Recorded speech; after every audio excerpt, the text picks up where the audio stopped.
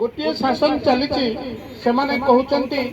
विजु जनता दलर जो मैंने सब अच्छा कहते 5T शासन चली पंचायत कार्यालय देखिली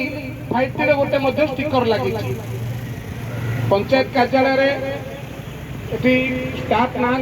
स्टाफ एवं अनुपस्थित अच्छा 11टा बाजिला से लिखा जाए 5T प्रथम ऊपर लिखा जाए ट्रांसपेरेंसी अर्थात स्वच्छता। संविधान तो कहला जे केंद्र रु आसीबो राज्य को राज्य रु बंटन करा दिबो जिला को जिला रु बंटन करा दिबो ब्लॉक को ब्लॉक रु बंटन करा दिबो पंचायत को पंचायत एग्जीक्यूटिव ऑफिसर पंचायत रो एग्जीक्यूटिव ऑफिसर समस्त विकासमूलक कार्य एग्जीक्यूशन करिवे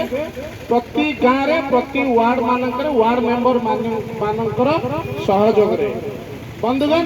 जदि गोटे वार्ड मेंबर आ पंचायत एग्जीक्यूटिव ऑफिसर सरपंच बिना एटी सब विकासमूलक कार्य करा ताहले एक कथा तो संविधान विरोधी हो गला। जेबे संविधान थिला संविधान जत बड़े प्रणयन करागला यही व्यवस्था भितर थिला तो एबे जो नेटवर्क मार्केटिंग सिस्टम रे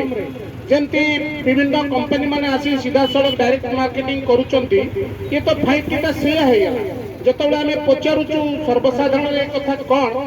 तो किछि चेला चमुंडा किछि दलाल कहउचंती जे सरकार the government is at your door step रे आगु नथिले कि डोर स्टेप रे आगु भी थिले पंचायत एग्जीक्यूटिव ऑफिसर जहा को आगु VLW कहउतिले सी तो डोर स्टेप रे ही थिले ताले 5T सचिवंकर कोन काम रही गला। मु तो गोटे सीधा सीधा कथा कहूची जड़े जमी इंग्रेज मानकर शासन चली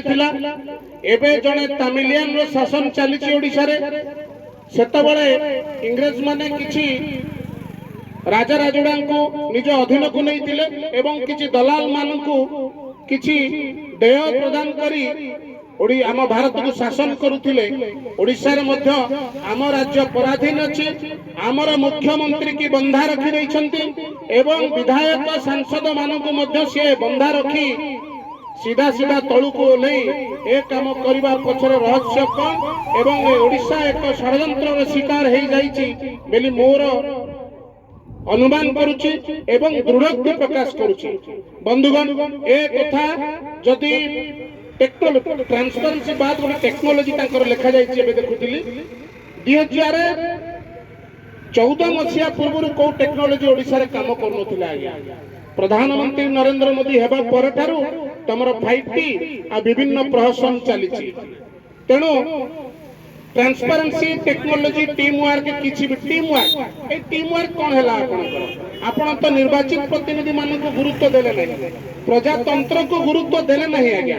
आपण जो यूपीएससी पास करके आइछले सेइथिरे मध्ये संविधान विषय आपण निश्चय पाठ पढिथिबे। तेणु जड़े अधिकारी लोभाग्रस्त अधिकारी तांको विरोध में आमर किसी विशेष कहबार नहीं बड़ा दुखर विषय होउची आमे जाको निर्वाचित करथिले से पराधीन होई जाइचंती जो माने अयोग्य जो माने निर्वाचित होइचंती से माने अयोग्य अछंती तांको इलाका रे तांकर निर्वाचन मंडली मानकरे